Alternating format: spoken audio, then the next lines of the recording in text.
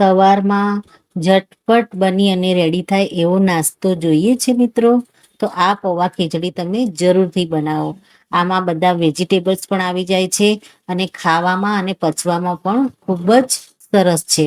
તો મિત્રો, આ રેસીપીને જોવા માટે છેક સુધી વિડીયોમાં જોડાયેલા રહેજો. નમસ્તે મિત્રો, સ્વાગત છે તમારું મારા આજના નવા વિડીયોમાં. મિત્રો, આજે આપણે બનાવીશું પૌવાની સરસ એવી ખીચડી. રોજ રોજ નાસ્તામાં શું બનાવવું એ કોઈ વાર આપણે ચિંતાનો વિષય બની જાય છે. તો પૌવા તો આપણે નાસ્તા માટે ઘરમાં રાખતા જ હોઈએ છીએ. તો પૌવા અને મિક્સ વેજીટેબલ ભેગા કરી અને આપણે સરસ એવી હેલ્ધી ખીચડી બનાવીશું. મિત્રો, આપણે કુકરમાં જ બનાવીશું એટલે સરસ એવી ઢીલી ખીચડી બની અને રેડી થાય. તો થોડું આપણે તેલ લઈ લઈશું, એમાં રાઈ એડ કરી દઈશું. રાઈને તેલમાં આપણે થોડી ફૂટવા દઈશું. મિત્રો, આપણે તેલ અને રાઈ થઈ ગઈ છે, એમાં જીરું એડ કરી દઈશું.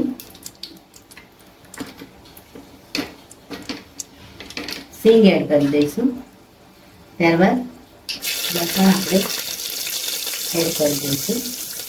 જીરું તમારે એડ કરવું હોય તો કરવાનું. આપણે રાઈ એડ કરી છે. લીલા મરચાં આપણે 2 થી 3 લીધા છે સમારીને. ત્યારબાદ આપણે એમાં લીમડાના પાન આપણે 7 થી 8 એડ કરી દઈશું.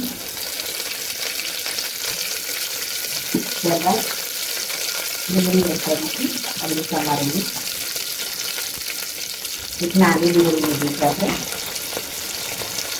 અને આપણે એડ કરી દઈશું એમાં.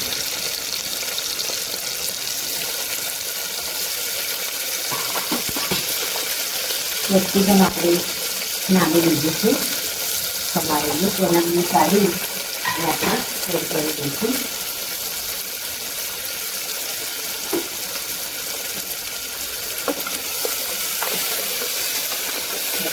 આપણે સારી રીતે હલાવી દઈશું. ત્યારબાદ થોડી આપણે કોબી એડ કરી દઈશું. ડુંગળી અને મરચાં સારા એવા તેલમાં સંતળાય પછી આપણે કોબી એડ કરીશું. એક નાનો ટુકડો કોબીજનો લીધો છે. કોબીજને પણ આપણે તેલમાં સારી રીતે સંતળાવા દઈશું. થોડું આપણે મીઠું એડ કરી દઈશું.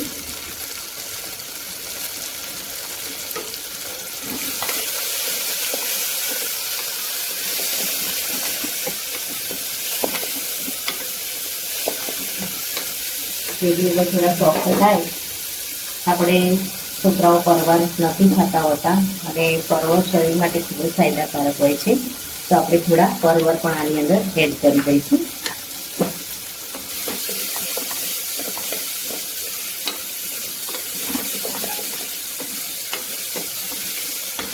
ત્યારબાદ ટામેટું આપણે એડ કરી દઈશું. તમારે આમાં ગાજર એડ કરવું હોય તો ગાજર પણ એડ કરી શકો છો. તેલમાં આપણે સારી રીતે પહેલાં તો વેજીટેબલને સાંકળી લઈશું. મિત્રો, વેજીટેબલ્સ સરસ એવા તેલમાં ફ્રાય થઈ ગયા છે. આપણે ફણગાવેલા મગ પણ આપણે 1-2 ચમચી જેટલા એડ કરી દઈશું આમાં.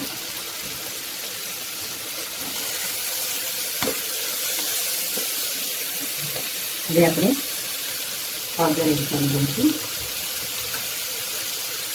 ત્યારબાદ લાલ મરચું આપણે કાશ્મીરી લીધું છે એને એડ કરી દઈશું. ત્યારબાદ કિચન કિંગ મસાલો આપણે ચમચી એડ કરી દઈશું.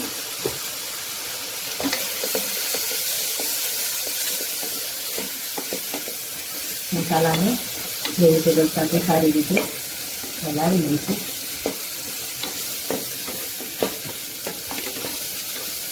હવે આપણે થોડી વાર ધીમા તાપે વેજીટેબલને કૂક થવા દઈશું અને પૌવાને આપણે ધોઈ લઈશું. મિત્રો, સરસ એવા ધીમા તાપે વેજીટેબલ સોફ્ટ થઈ ગયા છે. આપણે એમાં પૌવા એડ કરી દઈશું. પૌવાને આપણે 2 થી 3 પાણીથી ધોઈ અને થોડું પાણી એડ કરી અને આપણે 5 મિનિટ માટે મૂકી રાખવાના. એટલે પૌવા છે અંદરથી થોડા સોફ્ટ થઈ જાય. થોડું આપણે એને હલાવી લઈશું.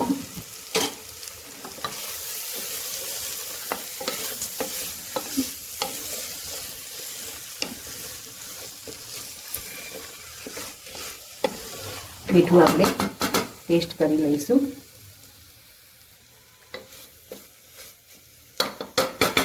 મીઠું બરાબર જ છે.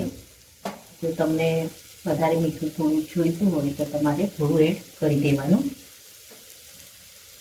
પૌવાને આપણે મસાલા સાથે 1 થી 2 મિનિટ માટે આપણે વેજીટેબલ્સ સાથે ચલાવી લઈશું, જેથી બધો જ મસાલો છે પૌવાની અંદર સારી રીતે ઉતરી જાય.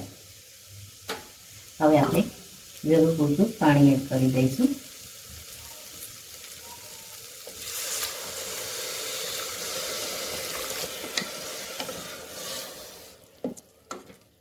પૌવા છે એટલે પાણી થોડું પીશે, તમારે થોડું પાણી એડ કરી દેવાનું, પૌવા ડૂબે એટલું.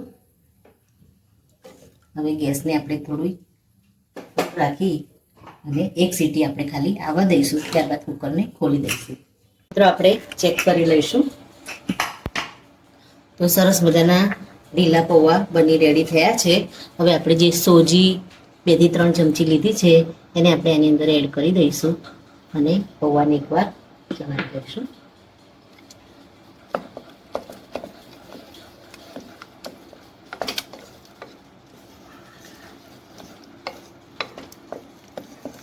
અને જો તમને ઉપરથી મરી પાવડર કે એવું કંઈ એડ કરવું હોય તો તમે કરી શકો છો. ઉપર આપણે કોથમીર એડ કરી દઈશું અને ઢાંકી અને ધીમા તાપે આપણે ફરી 1 વિસલ આવવા દઈશું.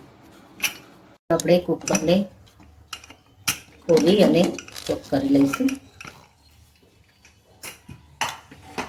તમે જોઈ શકો છો કે સરસ મજાની એવી ઢીલી ખીચડી બની અને રેડી થઈ ગઈ છે.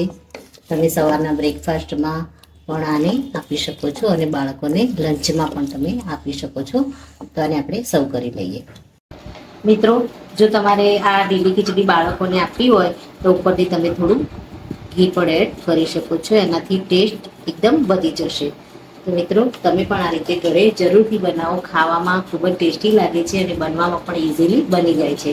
મિત્રો, આ સાથે મારો વિડીયો પૂરો થાય છે. જો મારો વિડીયો તમને ગમ્યો હોય તો લાઇક, શેર અને સબસ્ક્રાઈબ કરવાનું ભૂલશો નહીં અને કમેન્ટમાં જરૂરથી લખો કે મારી આ ઝટપટ બની જતી રેસીપી તમને કેવી લાગી. ફરી મળીએ નેક્સ્ટ વિડીયોમાં. ત્યાં સુધી આવજો. Thank you.